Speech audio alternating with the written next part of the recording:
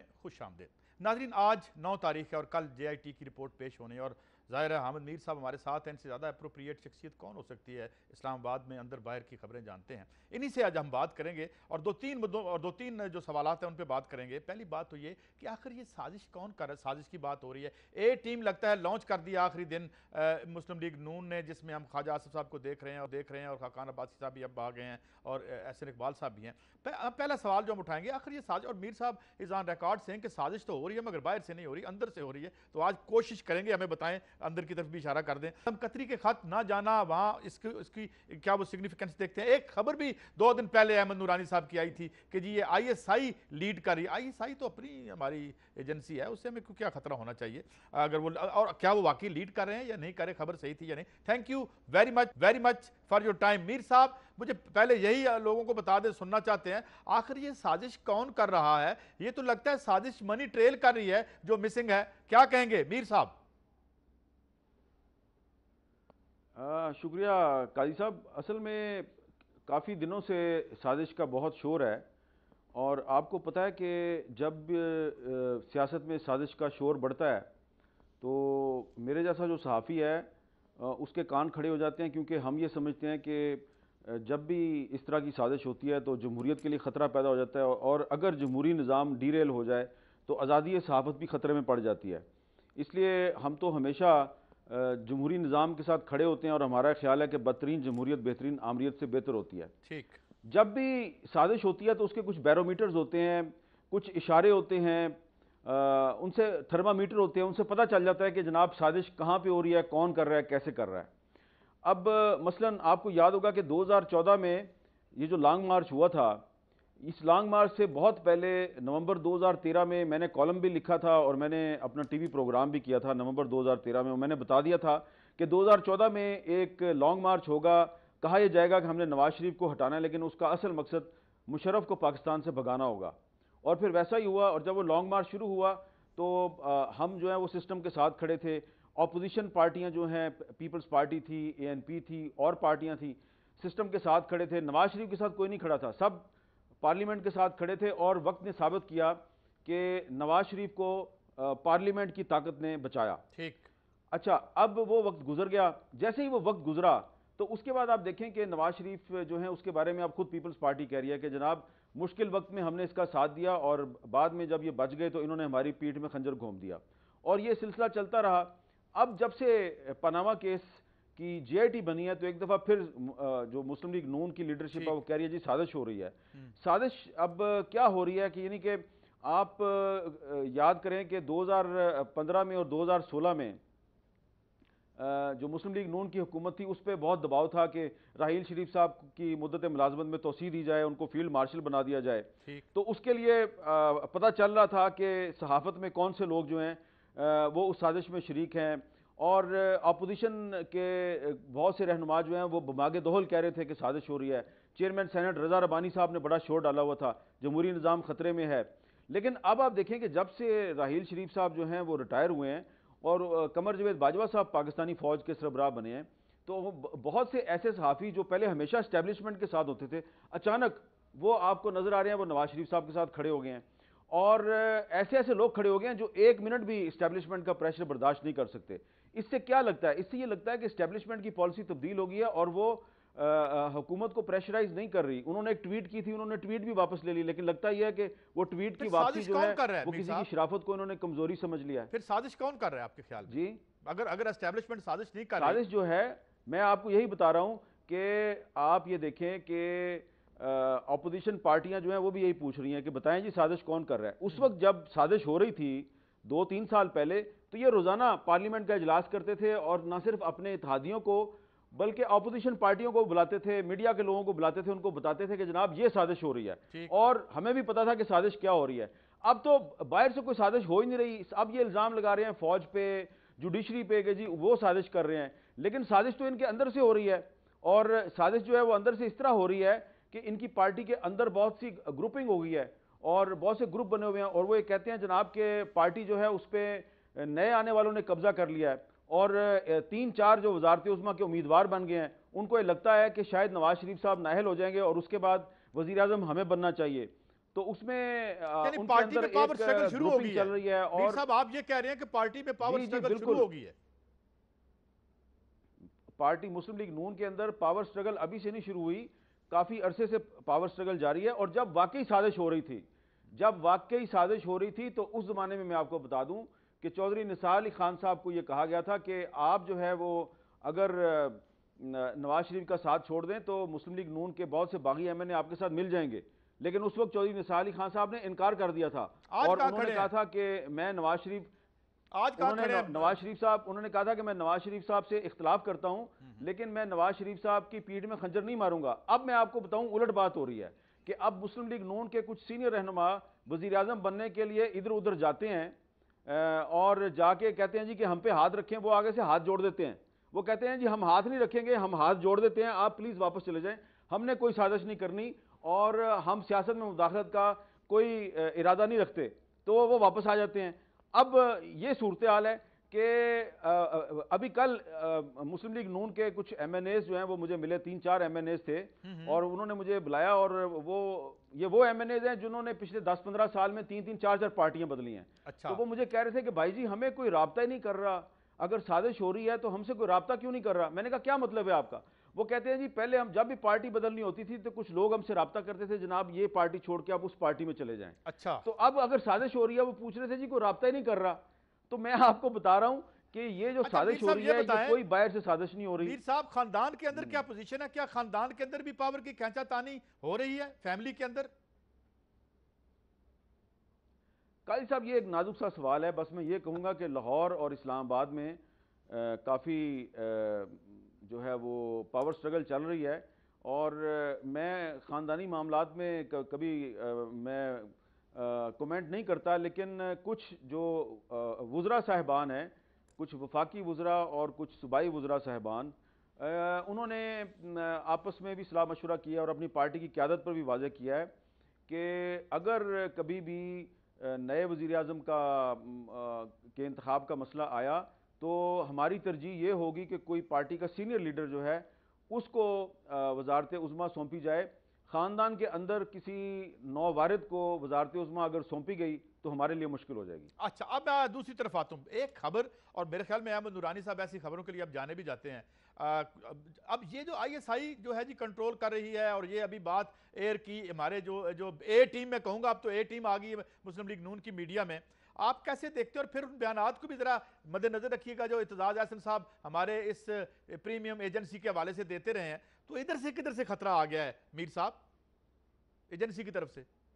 देखिए, जब वो एतजाज हसन साहब ने वो जब एक बयान दिया था तो उस वक्त भी मैंने बहुत अदब के साथ अर्ज़ किया था कि मैं उनसे इत्तफाक नहीं करता। इसलिए कादी साहब के देखें, जब से जनरल कमर जवेद बाजवा साहब ने पाकिस्तानी फ़ौज की कमान संभाली है तो हमें यहाँ इस्लामाबाद में बैठ के एक वाज़ेह तब्दीली नज़र आती है। फ़ौज ने बहुत शौरी तौर पर एक फ़ैसला किया है कि वो सियासत में बराह रास्त मुदाखलत नहीं कर रही है। देखें, अभी भी मेरी ये बात जो है ये बहुत से अस्करी हलकों को अच्छी नहीं लगेगी, क्योंकि राहील शरीफ साहब जो हैं वो अभी चंद माह पहले ही तो यहाँ से गए हैं, लेकिन जब तक वो फ़ौज के सरबराह थे तो बाकायदा एक मीडिया मैनेजमेंट की जाती थी और प्रेशराइज किया जाता था मीडिया को।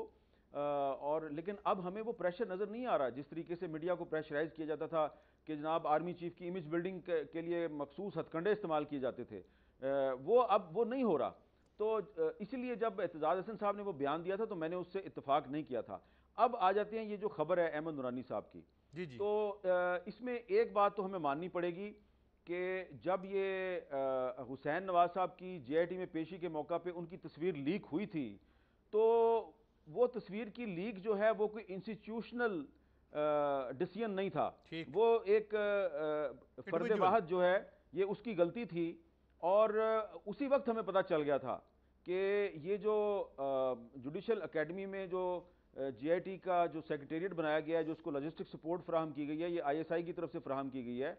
और फिर ये भी पता चल गया था कि ये सुप्रीम कोर्ट ऑफ पाकिस्तान ने कहा है आइन के आर्टिकल 190 के तहत। और फिर आपको मैं बहुत से नाम बता सकता हूँ कि मीडिया पे हमारे बहुत से जो दोस्त हैं उन्होंने ये बात 2-3 हफ्ते पहले ही बता दी थी कि जनाब ये जो सुप्रीम कोर्ट है उसने आर्टिकल 190 के तहत ISI से कहा है कि आप जो JIT का सेक्रेटेरिएट है इसको लॉजिस्टिक सपोर्ट दें।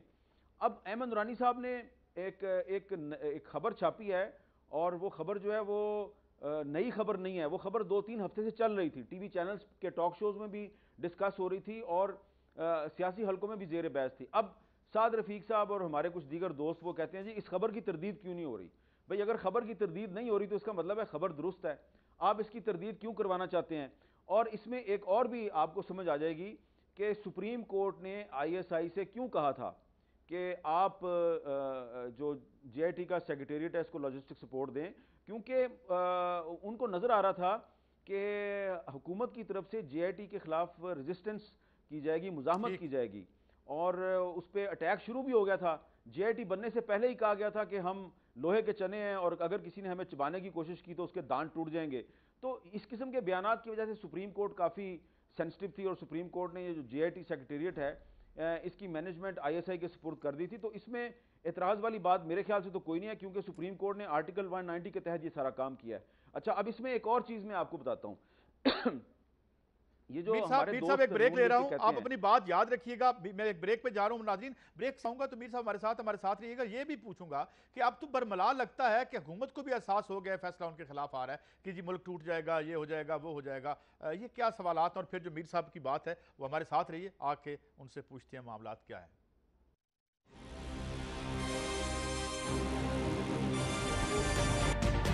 तजुर्बा भी, सोच विचार भी, जहां लाजिम हो वहां तकरार भी। अहम कौमी मसाइल पर होती है बहस DNA में। पेश होती हैं बड़ी खबरें और उनके अंदर की खबर। होती है गहरी सोच विचार, होता है फिर गहरा तज्जिया। यूं बनता है एक programme debate news analysis DNA।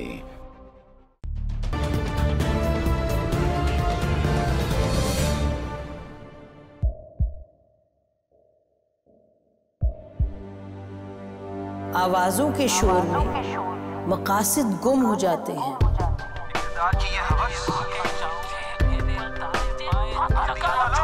तकरार की तलखी में बात बनती नहीं, बिगड़ती है।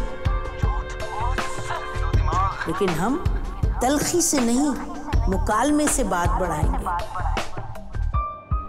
हम हर अहम खबर की तह तक पहुंचेंगे, लेकिन सबूत की रोशनी। हम हर बात करेंगे, लेकिन हकायक के साथ और दलाइल के साथ। नसीम ज़हरा एट 8 में देखिए प्रोग्राम नसीम ज़हरा एट 8 जुमे से इतवार रात 8:03 पे सिर्फ 24 न्यूज़ HD पर।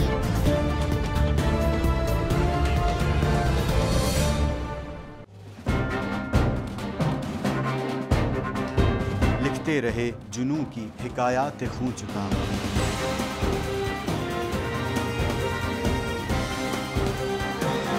कलम और स्क्रीन तक का तवील तजुर्बा। एक भरपूर सहाफती तारीख के साथ प्रोग्राम मुजाहिद लाइव। देखिए प्रोग्राम मुजाहिद लाइव पीर से जुमेरात शाम 7:03 पे सिर्फ 24 न्यूज़ HD पर।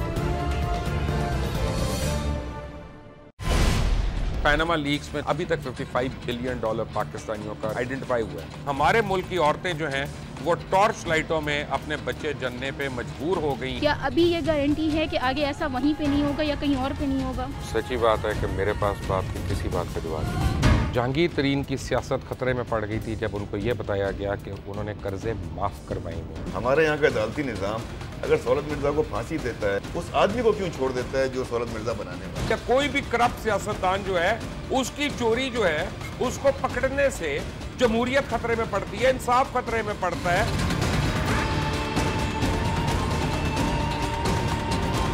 जो ताकतवर लोग हैं उनके लिए ना कानून है ना इंसाफ है। अब ये जवाई पुलिस यानी दामाद पुलिस में कन्वर्ट हो चुकी है। जितना लुच्चा उतना ऊंचा, इस मुल्क की तो ये स्टोरी है। जैसी करनी वैसी भरनी। देखिए प्रोग्राम खरा सच पीर से जुमेरात की रात 10:03 पर सिर्फ 24 न्यूज़ HD पर।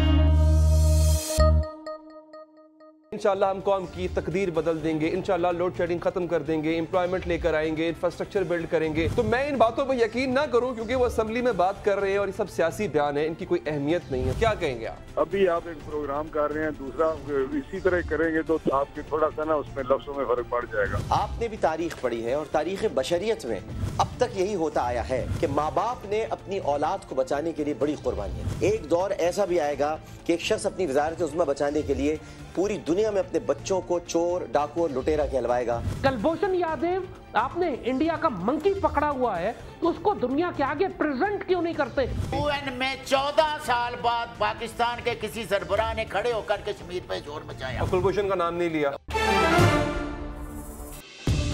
देखिए प्रोग्राम इख्तिलाफ राय पीर ता जुमेरात रात 8:03 पर सिर्फ 24 न्यूज HD पर।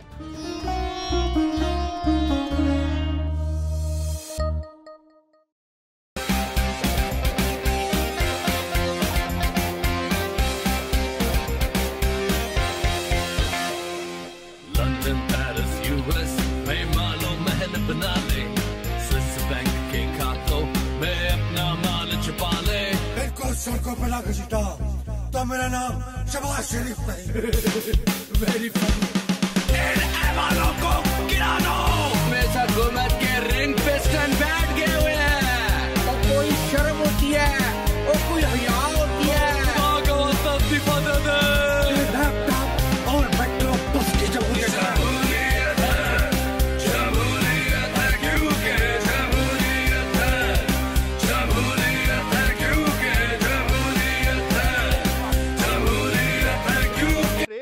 वही साजिश है, वही लेके बैठ गई इनको। एक तो ये बताइएगा, दूसरा जो आप बात कर रहे हैं, और दूसरा क्या फैसला? अब तो इनकी बातों से लगता है इनके खिलाफ रिपोर्ट आ गई, जिसकी वजह से बहुत यानी अहो बुका हो रही है। मीर साहब देखिए, वो जो कल 4 वुज़रा ने प्रेस कॉन्फ्रेंस किया है, वो चारों मेरे बहुत ही काबिल एहतराम दोस्त हैं, बहुत मेरे उनके साथ पुराने ताल्लुकात हैं, लेकिन मुझे उसमें ना एक शख्स मिसिंग नज़र आ रहा था, और वो जो मिसिंग पर्सन थे वो थे चौधरी निसार अली खान साहब। क्योंकि वो जो हमारे दोस्त हैं चारों वुज़रा, वो जो बातें कर रहे थे उसमें कुछ उनकी लाइल्मी थी या उनको कुछ इन्फॉर्मेशन गलत फीड की गई थी। मसलन उन्होंने ये कहा कि जी अगर परवेज़ मुशर्रफ का बयान जो है वो बाहर जाकर रिकॉर्ड हो सकता है, अगर बेनज़ीर मर्डर केस में मार्क सीगल का बयान बाहर जाकर रिकॉर्ड हो सकता है, तो फिर जनाब कतरी शहजादे का बयान जो है वो कतर जाकर रिकॉर्ड क्यों नहीं हो सकता? अब कादी साहब ये बात सुन के जो है मैं बहुत ही मुझे धचका लगा, क्योंकि ये बड़े हमारे मोहतरम दोस्त जो हैं, ये बड़े सीनियर सियासतदान हैं।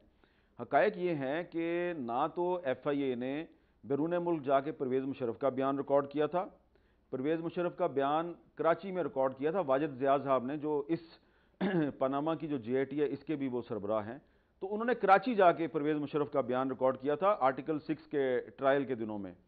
और फिर ये कहा गया ख्वाजा आसिफ साहब की तरफ से कि जनाब अगर मार्क सीगल का बयान बाहर जाकर रिकॉर्ड हो सकता है तो कतरी शहजादे का क्यों नहीं हो सकता? कितनी अजीबोगरीब बात है कि बेनज़ीर मर्डर केस में जो मार्क सीगल है उसने पाकिस्तान आने से इनकार कर दिया था, तो उसके बाद फिर जो रावलपिंडी की एक अदालत है उसने वीडियो लिंक का अहतमाम किया और मार्क सीगल ने अमेरिका से वीडियो लिंक पर रावलपिंडी की एंटी टेररिस्ट कोर्ट में वीडियो लिंक पर अपना बयान रिकॉर्ड करवाया था।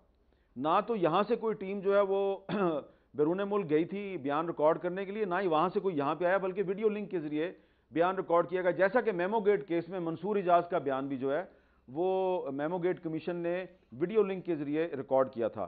तो एक तो ये बात है कि ये जो हमारे वुज़रा ने कल प्रेस कॉन्फ्रेंस की उसमें उनकी या तो लैक ऑफ इंफॉर्मेशन था या उनको किसी ने गलत इंफॉर्मेशन प्रोवाइड की थी। वो गलत बात कर रहे थे कि जी मार्क सीगल का और परवेज़ मुशर्रफ का बयान बाहर जाकर रिकॉर्ड हुआ था, ऐसी गलत बात है। अच्छा, फिर वो कह रहे हैं जी कि कतरी शहजादे का अगर बयान रिकॉर्ड ना हुआ और उसके पास JIT कतर ना गई तो हम रिपोर्ट नहीं मानेंगे। अब मसला ये है कादी साहब कि ये तो गवाह जो है ये मुस्लिम लीग नून का गवाह है, इस गवाह को अदालत में या JIT में लाना ये मुस्लिम लीग नून की जिम्मेदारी है। कुआं जो है वो चल कर प्यासे के पास नहीं जाता, हमेशा प्यासा चल के कुएं के पास जाता है। तो इस वक्त शरीफ फैमिली और मुस्लिम लीग नून जो है वो प्यासे हैं गवाही के, और JIT एक कुआं है। ये कुएं को कह रहे हैं कि तुम चल के प्यासे के पास जाओ ताकि प्यासा जो है वो अपनी प्यास बुझा सके। ये एक अजीबोगरीब लॉजिक है, इसकी मुझे समझ नहीं आ रही। दूसरी बात ये है उनके पास क्या है? कोई दूसरी बात यह है कि जी बोलिए। देखें, उसकी वजह यह है कि असल में शायद कतरी शहजादा जो है उसको इसलिए पाकिस्तान आने से रोका गया है कि जीआईटी के पास काफ़ी इंफॉर्मेशन आ गई है, उनके पास बहुत से डॉक्यूमेंट्स आ गए हैं और उनको ख़तरा ये है कतरी शहजादे को कि ये मुझे काउंटर क्वेश्चन करेंगे, ये मुझे कन्फ्रंट करेंगे, ये जो मैंने डॉक्यूमेंट दी है ये इनके पास बहुत सी डिटेल आ गई है, तो हो सकता है उसके पास जवाब ना हो। तो लग ये रहा है बॉडी लैंग्वेज से भी, जो लोग कह रहे हैं कि कतरी शहजादा के पास आप ज़रूर जाएं, उनकी बॉडी लैंग्वेज से भी ये लग रहा है और जो वाक़याती शहादतें हैं उससे भी यही लग रहा है कि ये मुस्लिम लीग नून के अपने इंटरेस्ट में है। वो ये समझ रहे हैं कि अगर कतरी शहजादे के पास JIT ना ही जाए या वो यहाँ पे ना ही आए तो बेहतर है। ये तो उल्टी बात होगी। अब तो वक्त भी खत्म हो गया है, यानी जो कह रहे हैं उनका मुद्दा अब तो वक्त भी खत्म हो गया, यानी मुद्दा उसके बरक्स है। अच्छा मीर साहब, एक और अब बड़ा ये लोग आपसे सुनना चाहेंगे क्या होने वाला है। अब 2-3 खबरें हैं कि जी ये इतनी साजिश फैल चुकी है, हुदैबिया पेपर वाला भी आ गया, इसकी लपेट में कहीं पंजाब की गवर्नमेंट भी ना आ जाए, ये लोग भी ना आ जाएं। क्या सारा खानदान को, जो एक लोग कह रहे हैं, एक सीना गजब चल रहा है कि जी नाअहल कर दिया जाएगा, क्या व्हाट आर आप फोरसी क्या कर रहे हैं, होने क्या जा रहा है मीर साहब? देखिए, पहली बात तो यह मैं ये वाजे कर दूं कि मैं ज़ाती तौर पे समझता हूं कि इस वक्त जो भी एक एहतसाब हो रहा है ये एक ख़ानदान का एहतसाब हो रहा है और उस ख़ानदान के सरबराह नवाज शरीफ साहब ने खुद अपने आप को एहतसाब के लिए पेश किया।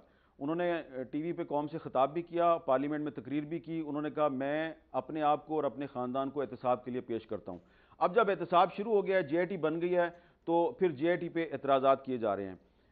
मैं ये समझता हूँ कि अगर मुस्लिम लीग नून को और नवाज शरीफ साहब को ये हक हासिल है कि वो 2012 में मेमो गेट स्कैंडल में पटिशनर बन के काला कोट पहन के सुप्रीम कोर्ट में चले जाएं और उस वक्त के आर्मी चीफ और DGISI उनके गवाह बनकर इलेक्टेड गवर्नमेंट के खिलाफ गवाही दें, और फिर अगर उनको ये हक हासिल है कि वो एक इलेक्टेड प्राइम मिनिस्टर यूसुफ रज़ा गिलानी के खिलाफ पटिशनर बने और अदालत से मुतालबा करें कि इसको तौहीन अदालत के इल्ज़ाम में नाहल करार दिया जाए और अदालत उसको नाहल करार दे दे, इलेक्टेड प्राइम मिनिस्टर को नाहल करार दे दे, और फिर नवाज शरीफ साहब तकरीर करें कि अब अगर आप अपील में गए तो हम आपको नहीं मानेंगे, अब आपको इस्तीफा देना चाहिए।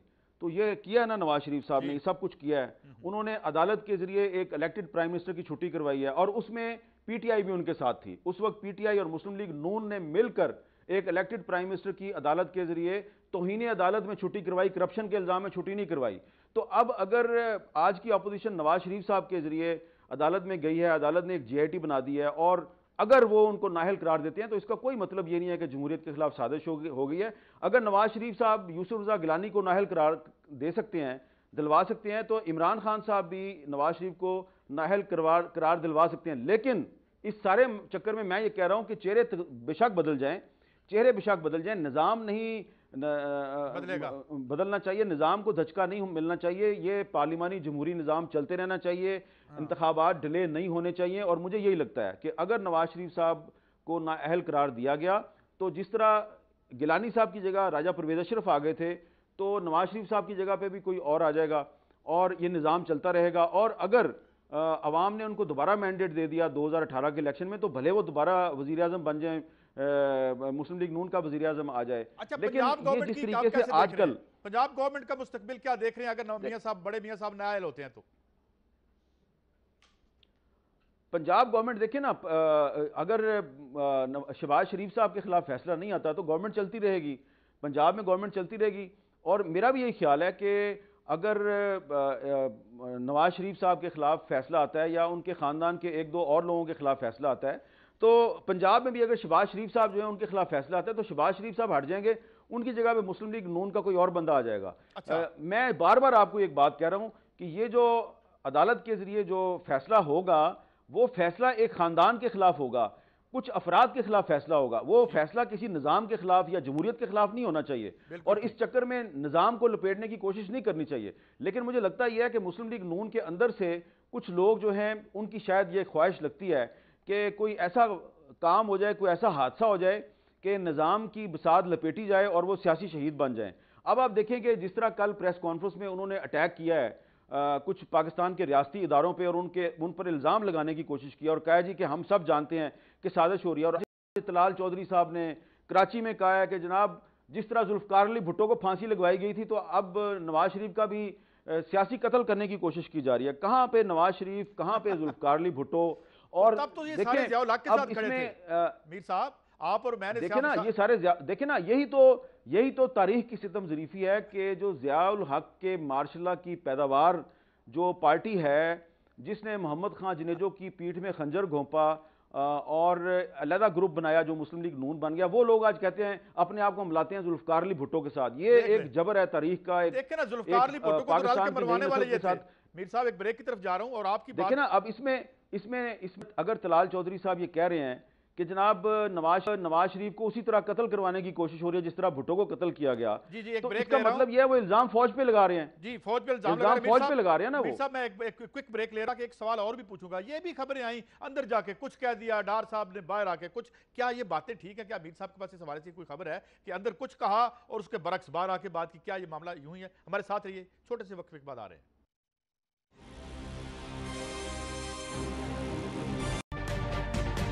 तजुर्बा भी, सोच विचार भी, जहां लाजिम हो वहां तकरार भी। अहम कौमी मसाइल पर होती है बहस डीएनए में। पेश होती हैं बड़ी खबरें और उनके अंदर की खबर। होती है गहरी सोच विचार, होता है फिर गहरा तज्जिया। यूं बनता है एक programme, debate news analysis DNA.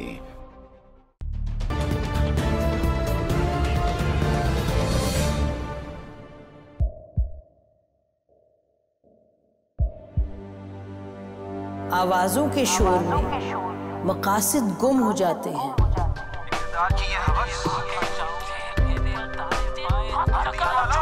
तकरार की तलखी में बात बनती नहीं, बिगड़ती है।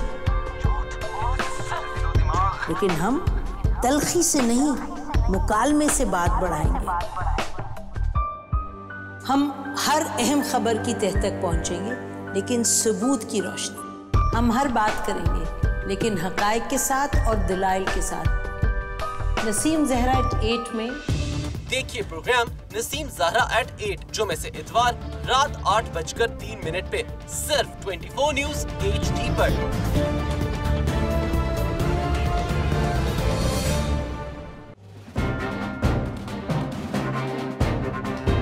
लिखते रहे जुनू की हिकायात खूं चुका,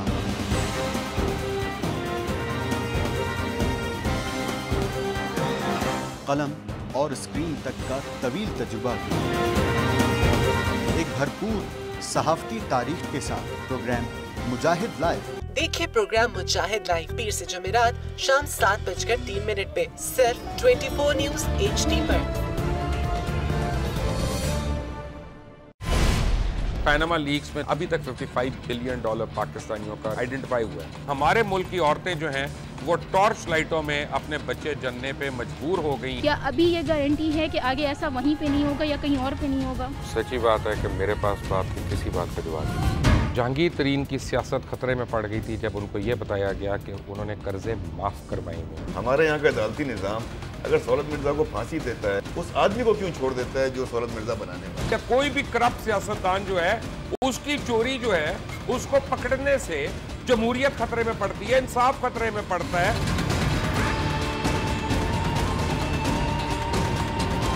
जो ताकतवर लोग हैं उनके लिए ना कानून है ना इंसाफ है। अब ये जवाई पुलिस यानी दामाद पुलिस में कन्वर्ट हो चुकी है। जितना लुच्चा उतना ऊंचा, इस मुल्क की तो ये स्टोरी है। जैसी करनी वैसी भरनी। देखिए प्रोग्राम खरा सच पीर से जुमेरात की रात 10:03 पर सिर्फ 24 न्यूज HD पर।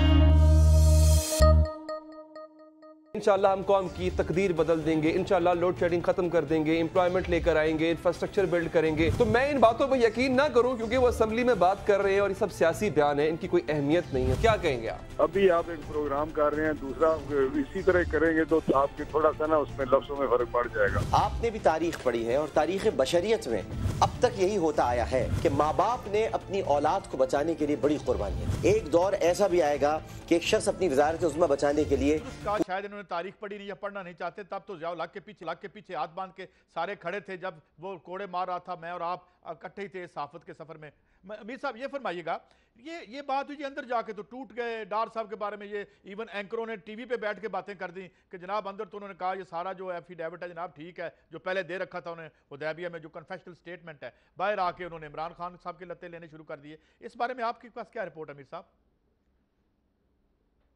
देखिए काजी साहब, मुझे ये बिल्कुल नहीं पता कि JIT के अंदर क्या बात हुई है, लेकिन ये मुझे पता है कि कुछ लोग जो हैं वो JIT में पेशी से पहले और पेशी के बाद कहीं 2-3 और जगहों पे भी गए हैं और अपनी मुकम्मल वफादारी का यकीन दिलाया है और लोगों को हैरान कर देते हैं, क्योंकि जो अंदाज़े गुफ्तगू इनका JIT में पेशी के बाद होता है वो कुछ और होता है और फिर वहाँ से पेशी के बाद ये फिर शाम को छुप कर कहीं और जाते हैं, वहाँ पे जिस किस्म की बात करते हैं तो वो लोग भी हैरान हो जाते हैं और फिर वहाँ से ख़बरें जो हैं वो फिर निकलती हैं और फिर वो जब हम तक पहुँचती हैं तो हम भी सिर्फ हैरान नहीं होते बल्कि हम परेशान हो जाते हैं। तो मैं तो आपको सिर्फ इतना ही कहूँगा कि ये कल भी आप देखेंगे, कल मैं आपको अभी से प्रिडिक्ट कर रहा हूँ कि कल मज़ीद लीथल अटैक होगा JIT पर। अच्छा। और खुल के कहा जाएगा कि जनाब जो है वो इस JIT के ज़रिए हमारे साथ नाइंसाफ़ी की गई है। अब एक बड़ी अजीबोगरीब बात है काजी साहब,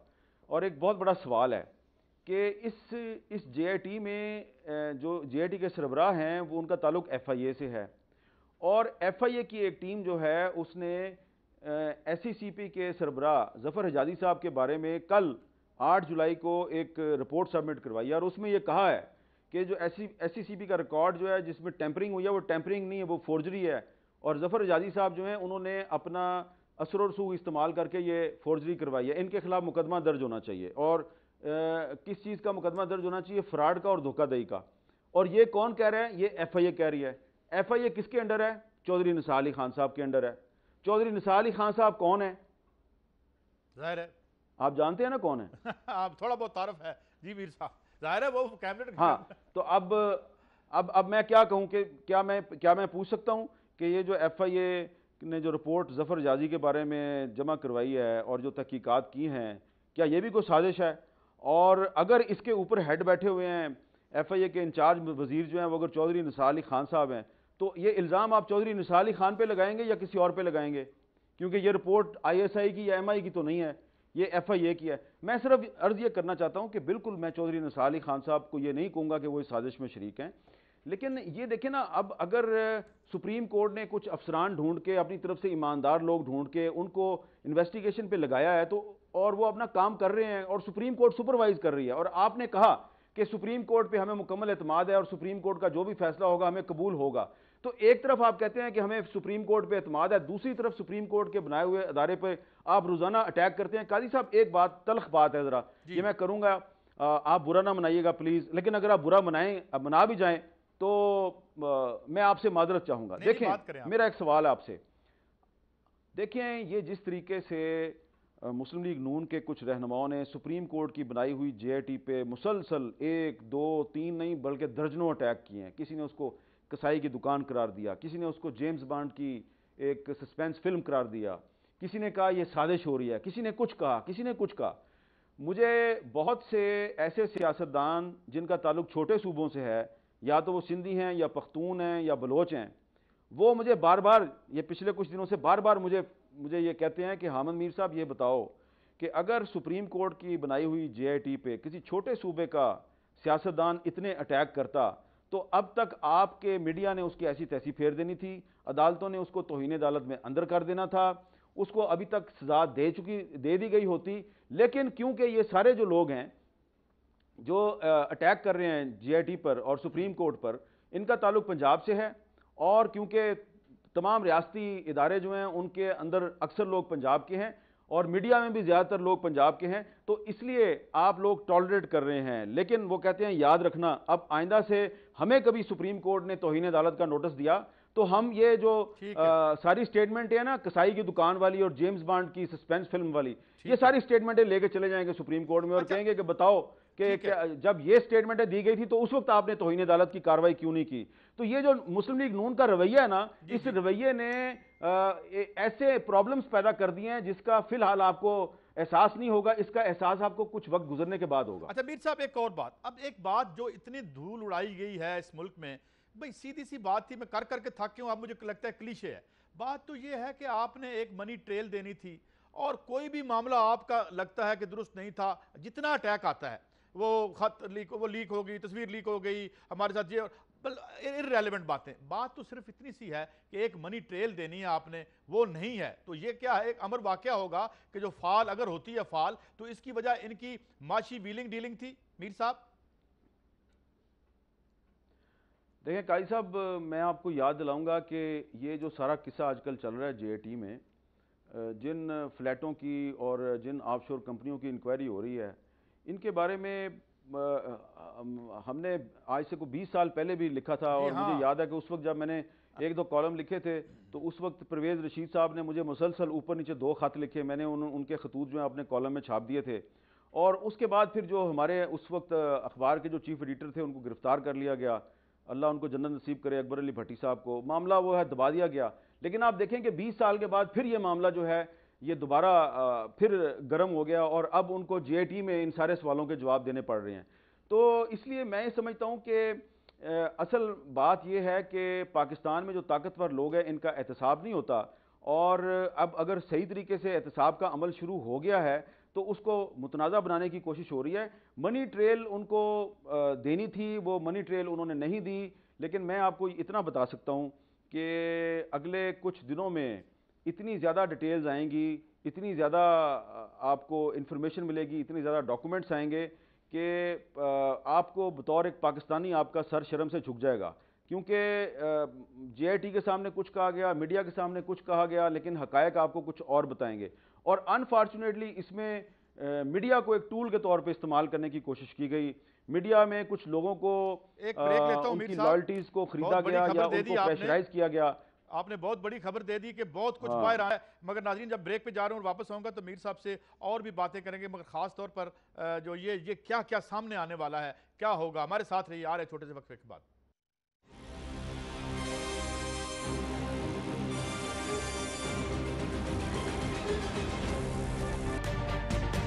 तजुर्बा भी, सोच विचार भी, जहां लाजिम हो वहां तकरार भी।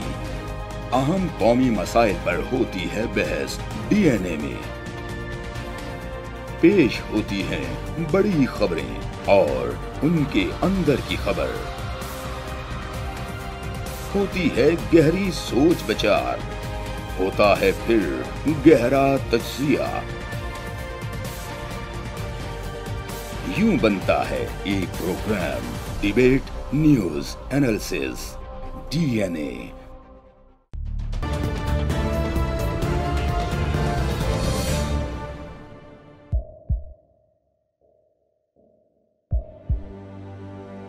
आवाजों के शोर में मकासद गुम हो जाते हैं।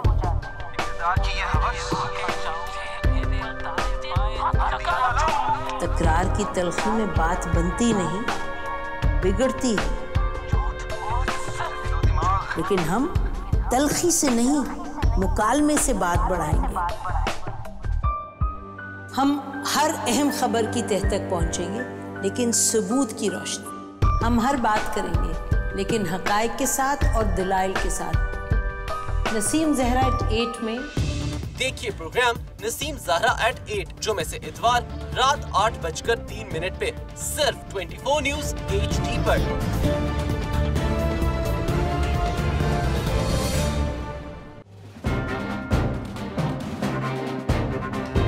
लिखते रहे जुनू की हिकायात खूं चुका।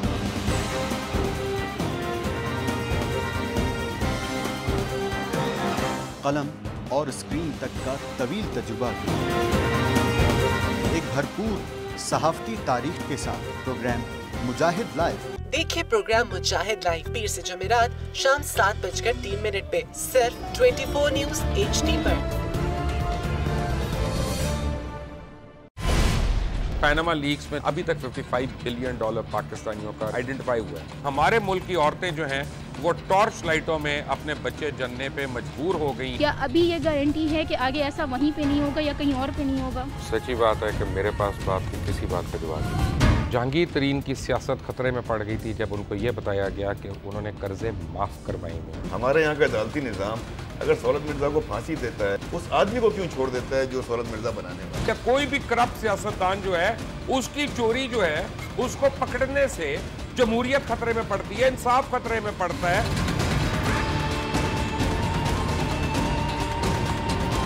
जो ताकतवर लोग हैं उनके लिए ना कानून है ना इंसाफ है। अब ये जवाई पुलिस यानी दामाद पुलिस में कन्वर्ट हो चुकी है। जितना लुच्चा उतना ऊंचा, इस मुल्क की तो यही स्टोरी है। जैसी करनी वैसी भरनी। देखिए प्रोग्राम खरा सच पीर से जुमेरात की रात 10:03 पर सिर्फ 24 न्यूज HD पर।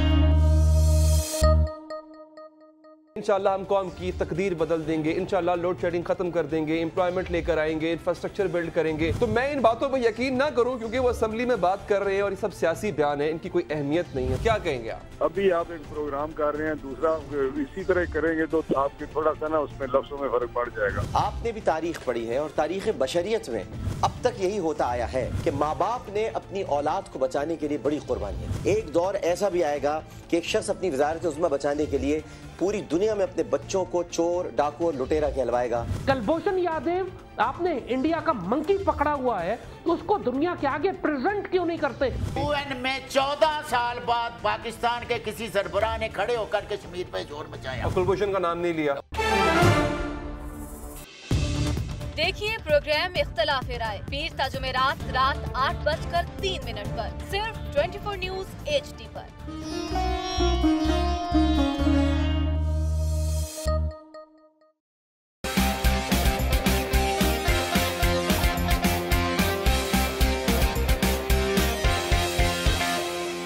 लंदन, पेरिस, US में मालो महल बना ले, स्विस बैंक के खातों में अपना माल छुपा ले। सड़कों पे लाके छिटा तो मेरा नाम शबाज शरीफ नहीं। Very funny. इन ऐवानों को गिरा दो।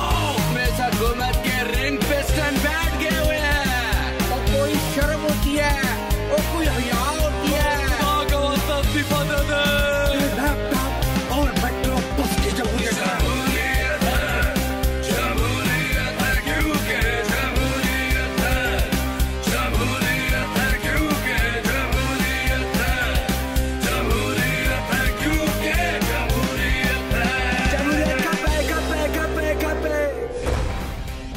देखिए क्योंकि जमहूरियत है हर जुमे की रात 11:03 पे सिर्फ 24 न्यूज HD पर।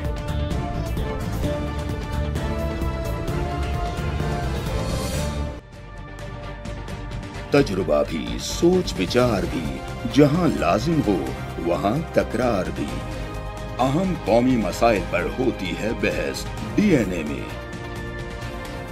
पेश होती हैं बड़ी खबरें और उनके अंदर की खबर। होती है गहरी सोच विचार, होता है फिर गहरा तज्जिया। यूं बनता है एक programme debate news analysis DNA।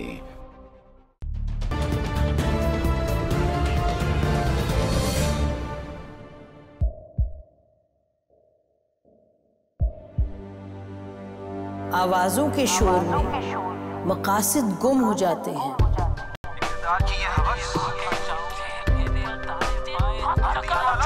तकरार की तलखी में बात बनती नहीं, बिगड़ती है। लेकिन हम तलखी से नहीं, मुकालमे से बात बढ़ाएंगे। हम हर अहम खबर की तह तक पहुंचेंगे, लेकिन सबूत की रोशनी। हम हर बात करेंगे, लेकिन हकायक के साथ और दलाइल के साथ। नसीम ज़हरा @8 में देखिए प्रोग्राम नसीम ज़हरा @8 जुमे से इतवार रात 8:03 पे सिर्फ 24 न्यूज HD पर।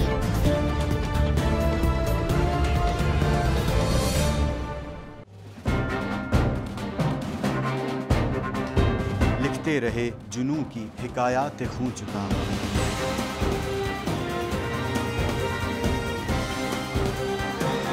कलम और स्क्रीन तक का तवील तजुर्बा, एक भरपूर सहाफती तारीख के साथ प्रोग्राम मुजाहिद लाइव। देखिए प्रोग्राम मुजाहिद लाइव पीर से जुमेरात शाम 7:03 पे सिर्फ 24 न्यूज़ HD पर।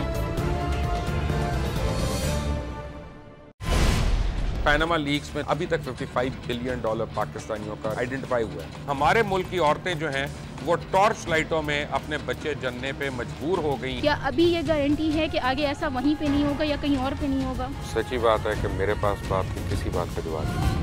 जहांगीर तरीन की सियासत खतरे में पड़ गई थी जब उनको ये बताया गया कि उन्होंने कर्जे माफ करवाए हैं। हमारे यहाँ का अदालती निज़ाम अगर सौलत मिर्जा को फांसी देता है, उस आदमी को क्यों छोड़ देता है जो सौलत मिर्जा बनाने वाला? क्या कोई की खिलाफ वर्जी का जो मुकदमा था उस पर उन्होंने कंप्रोमाइज़ किया?